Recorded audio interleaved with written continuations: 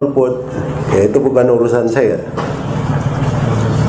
Tapi kalau tanya tentang hukum pemilu, ya dimaklumi bahwa cara pemilihan itu yang berjalan itu bukan merupakan bagian dari syariat Islam. Islam itu kepemimpinan, pemimpin itu dipilih dengan dua cara.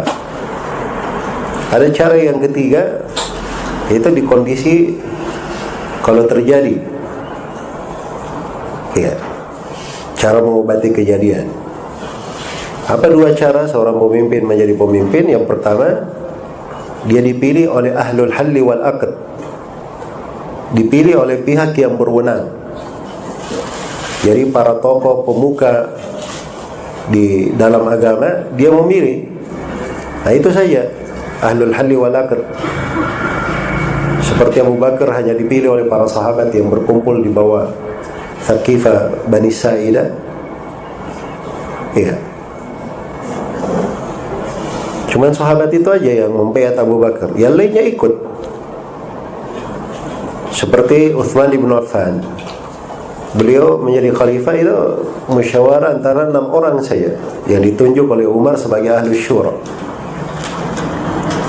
Ali bin Abi Thalib. Itu cara yang pertama. Cara yang kedua, pelimpahan kekuasaan. Jadi pemimpin sebelumnya menunjuk penggantinya setelahnya. Jadi katakan pengganti saya setelahku adalah si fulan, maka itu syah. Seperti Abu Bakar berkata pengganti setelahku adalah Umar ibn Khattab, maka setelah Abu Bakar meninggal, Umar ibn Khattab otomatis dibaiat oleh para sahabat sebagai khalifah. Nah ini dua cara pemimpin dipilih. Nah ini cara kalau dilakukan, nah itu yang paling indah, paling bagus. Ya tidak ada percekcokan, tidak ada saling sikut menyikut. Ya tidak perlu mengeluarkan biaya yang besar. Ya. Dan seterusnya. Banyak kemudahan. Nah, yang ketiga, itu kalau di kondisi misalnya terjadi kekeliruan, misalnya ada orang yang melakukan kudeta, dia berhasil berkuasa, berhasil memimpin, atau ada yang menjadi pemimpin dengan cara salah, ya, anggaplah dia menjadi pemimpin dengan cara pemilu. Nah, ini kondisi yang ketiga. Kalau dia sudah syah sebagai pemimpin, maka kita wajib untuk menganggapnya sebagai pemimpin, mendengar dan taat, sama dengan yang pertama dan kedua.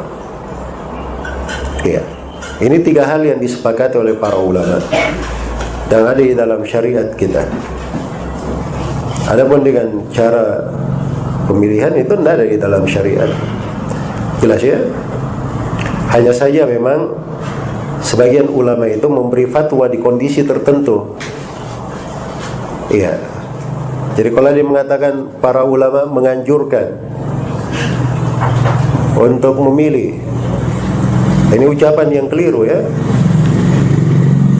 Ucapan yang keliru, tidak memahami ucapan ulama dan membawa ucapan ulama itu bukan pada tempatnya. Sebab para ulama itu tidak ada yang memberi fatwa mutlak di dalam memilih.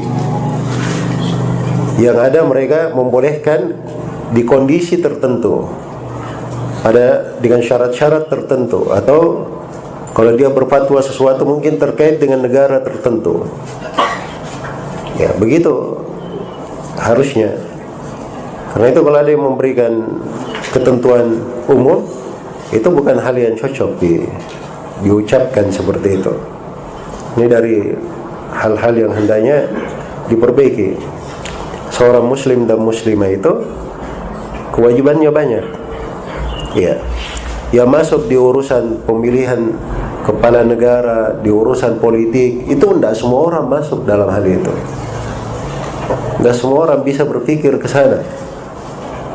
Itu ada orang-orang khususnya yang masuk di dalam hal yang seperti itu. Iya.